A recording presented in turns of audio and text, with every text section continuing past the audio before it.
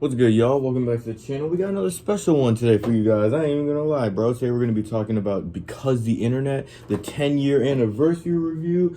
When I first started doing this on the channel, there were a few albums that I was super excited to talk about, right?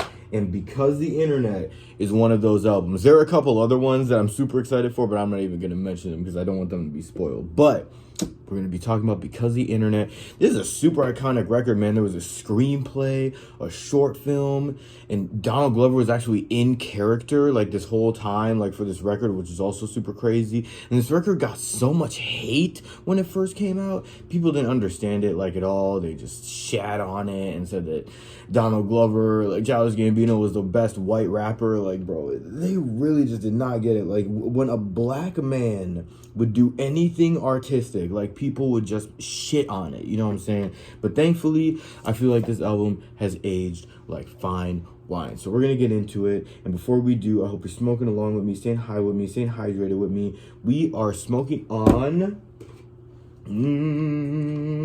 some bubble bath, you know what I'm saying? It's an indica from High Supply. Shout out High Supply, always keeping a nigga faded on this channel. Still waiting on that sponsorship, but it's fine. Just finished packing this bowl. We're gonna fire it up and we're gonna talk about Because the Internet. So if you're smoking along with me, now's your chance. Let's smoke and let's talk about this record.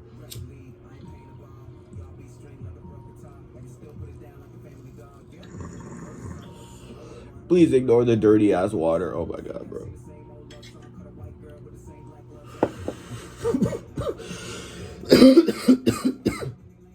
I always say I'm gonna start doing more prep for these videos, and then as soon as I start doing the video or start prepping the video, I just prep for like 5 seconds and just film everything the way it is. So sorry about that, but I genuinely feel like there is no other record like this record, you know what I'm saying?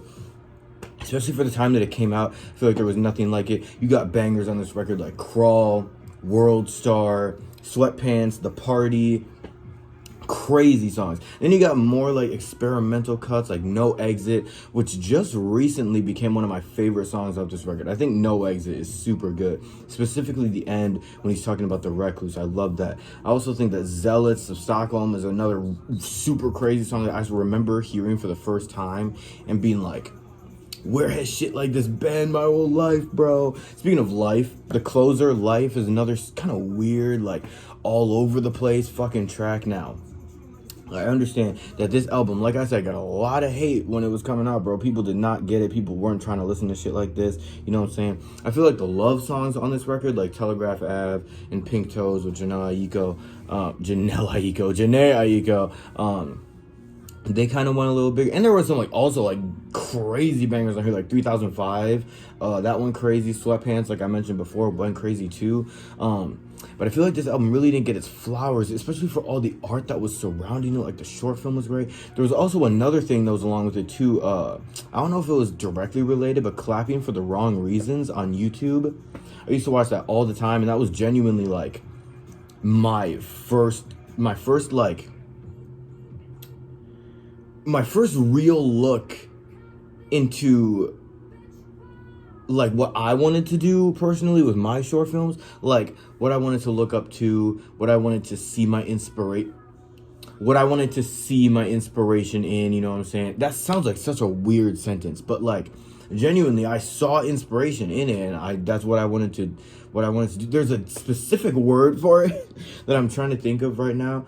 Afro-surrealism. It was the first look of Afro-surrealism that I really saw in my life. And I feel like Childish Gambino, Donald Glover, has just expanded on that even more with his other record that came out with just all the timestamps, and more specifically in Atlanta, I feel like he's expanded on a lot of the things that was in this album and put them in Atlanta. I'm actually rewatching Atlanta right now just because I'm planning on making a short film in November, and I really want to get that Afro-surrealism aspect like down, you know what I'm saying? And I feel like Because the Internet is like an imperative study moment in Afro-surrealism and lyricism, and just set the bar for alt rap. Honestly, genuinely, I think this aged beautifully. I think it's still iconic to this day.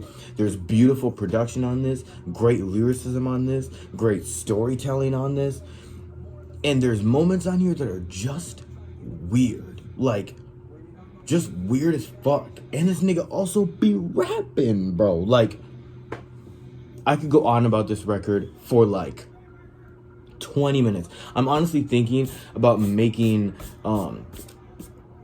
a video essay on Because the Internet, because I know that there have been video essays on this in the past, but I'm low-key obsessed with this record. Like, I'm not saying all that I want to say because I don't want this record, or I don't want this to be like 20 minutes long, because this is a 10-year review, and I might save it for a 20-minute long video, like a whole dissertation on Because of the Internet, because I love this record that much.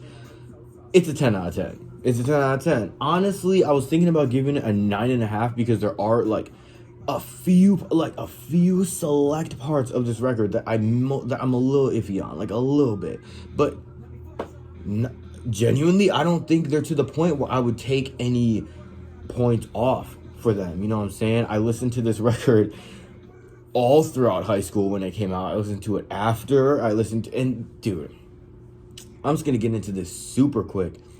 This was the soundtrack to so many moments in my life personally. There were so many things that happened, specifically the summer of 2017 and the summer of 2019. This record just like was playing that whole time, and so much shit happened that I can like listen to a song and equate it with a memory because of how much I was listening to this fucking project, and it just means a lot to me. It just means a lot to me. So low-key, look out for that video essay, because I'm already working on it. I'm stealing some notes from it to make this. So, not that this is a recycled video or anything, okay? I was planning on making this a 10-year video. Relax. Get the fuck out of my dick. Thank you guys for watching. Let me know in the comments what you guys thought of this record. Obviously, you know I love it. I give it a 10 out of 10. I thought it was fan-fucking-tastic to this day. Really excited for new Childish Gambino music. Apparently, he's dropping it in, like, the next couple years, you know what I'm saying? Allegedly, you know what I'm saying? Who knows? Who fucking knows? But thank you guys for watching. I love you. I appreciate you. Make sure you like, comment, subscribe, and hit the bell so you don't miss anything. I'll see you guys in the next one. The next one is going to be a real nice spooky season review. Halloween tomorrow, you know what I'm saying? Shout out Yoji Yamamoto. Shout out Supreme. I love y'all. See you guys in the next one. Peace.